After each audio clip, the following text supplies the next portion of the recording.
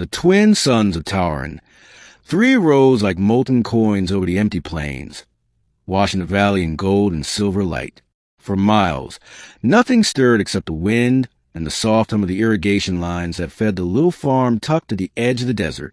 It was a quiet place, a forgotten corner of the human expansion worlds, perfect for someone who wanted to disappear. Eli Moran had lived alone there for 6 years. Each dawn he woke before the sun, brewed a mug of black CF, and checked the water regulators. He worked until his hands bled, ate in silence, and fell asleep listening to the wind. His only company was a service drone, Patch, which chirped every evening with a routine systems check.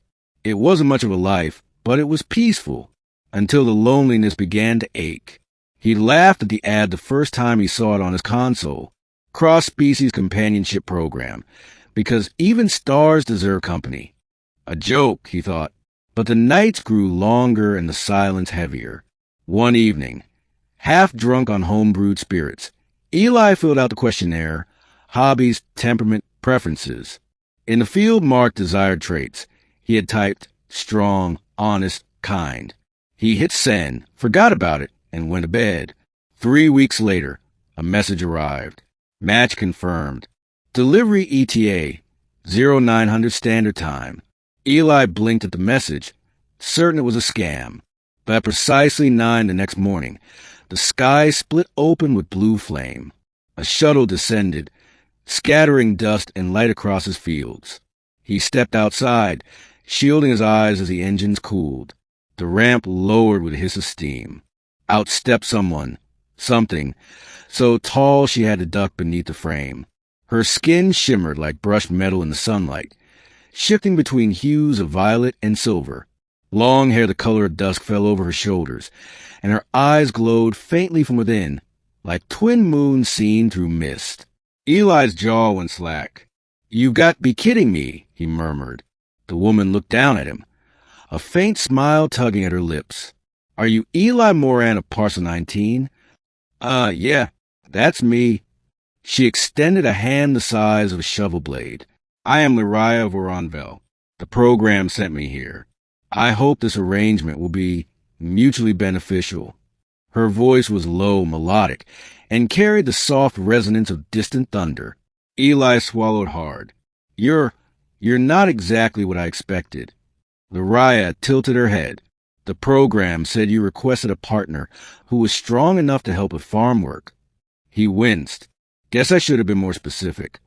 For the first few days, awkwardness ruled the house. Lariah had to crouch through doorways and slept on a reinforced cot Eli built from spare cargo beams. The kitchen tools were too small for her hands, the chairs too fragile. Yet she never complained. She moved carefully, spoke softly, and when she smiled, the whole room seemed warmer. She worked the field with impossible efficiency, hauling water tanks, resetting irrigation lines, repairing solar panels in half the time it took Eli. When she laughed at his clumsy attempts to match her pace, it wasn't mockery. It was music. Still, he caught himself staring.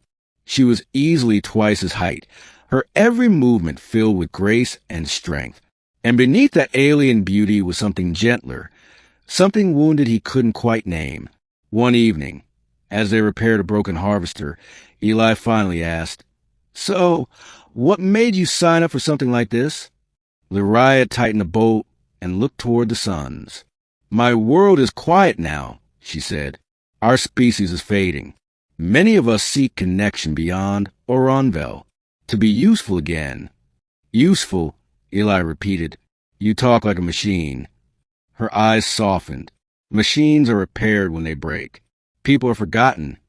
Eli didn't know what to say to that. Weeks passed. The farm began to thrive. Together.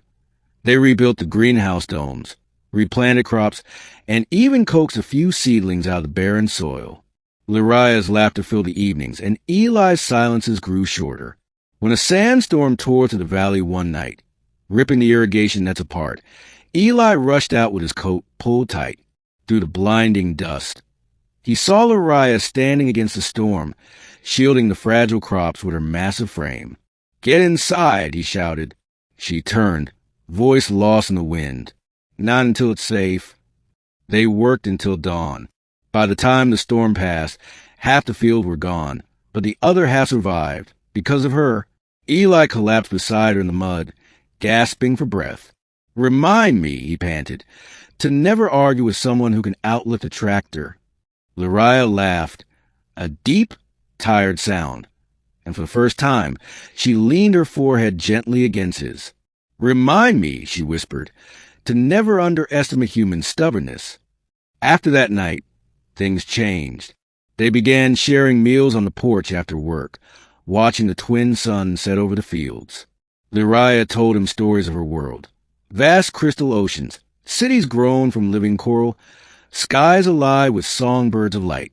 Eli told her of Earth, green forests, blue rain, and rivers that flowed like silver threads. One evening, she hummed a melody that made the porch lamps vibrate in harmony. We sing to calm the storms back home, she said. The wind listens if the heart is steady. Eli listened, too. Months passed. Word of the strange human-alien pair spread through the nearby settlements. Some colonists came to trade. Others came just to stare. But when they saw the thriving farm and the peace that hung over it, even the skeptics fell silent. One day, a mining crew arrived, demanding access to the underground aquifers beneath Eli's land. When he refused, the foreman laughed. You're just one man, he said. What are you going to do, fight us? Before Eli could speak, Lariah stepped forward. She didn't raise her voice, but the ground seemed to tremble when she said, He's not alone. The miners backed off without another word. Later, Eli turned to her. You didn't have to do that. Yes, she said simply. I did. As the seasons changed, something wordless settled between them. Comfort, trust, and a kind of quiet affection neither dared name. But the program's contract had an expiration date. 6 months after her arrival, Lariah was scheduled for reassignment. The night before she was to leave, they sat on the porch watching the sun sink into the horizon. The air smelled of wet soil and growing things. You'll be fine, Eli said, forcing a smile. The farm runs itself now. And you, she asked. I'll manage. Always have. She looked down at her hands, glowing faintly in the twilight. On my world, when two hearts share silence without pain, it means they belong to the same rhythm. Eli's throat tightened. Sounds nice. It is, she whispered. But rhythms fade when distance grows. He wanted to tell her to stay, but words failed him. So they sat together until the stars appeared, their hands resting on the same railing, almost touching. Morning came too quickly. The shuttle waited at the edge of the field, engines idling. Lariah stood by the ramp, her travel cloak draped over her shoulders.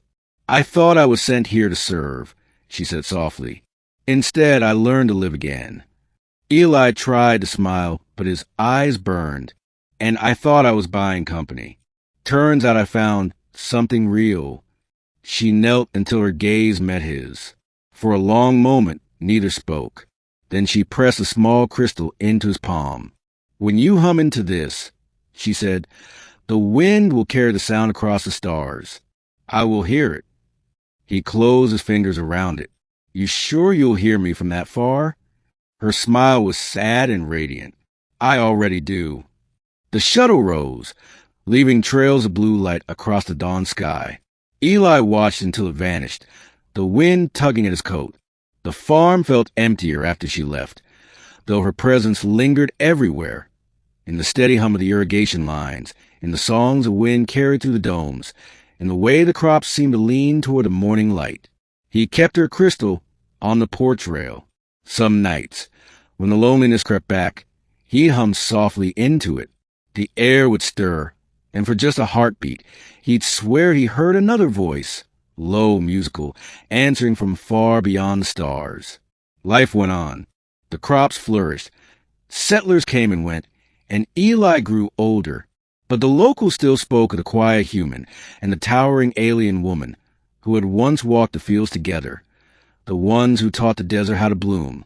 And though the program never sent another match to Parcel 19, Travelers sometimes claim they saw a figure of silver light walking the plains at dusk, humming to the wind. Maybe it was a story. Maybe not. But every evening, as the twin sun sank below the horizon, Eli would smile faintly and whisper to the empty air, "I'm still here, Uriah, still keeping the rhythm." And somewhere, across the endless dark between stars, a distant voice of music answered, soft as the wind, "So am I.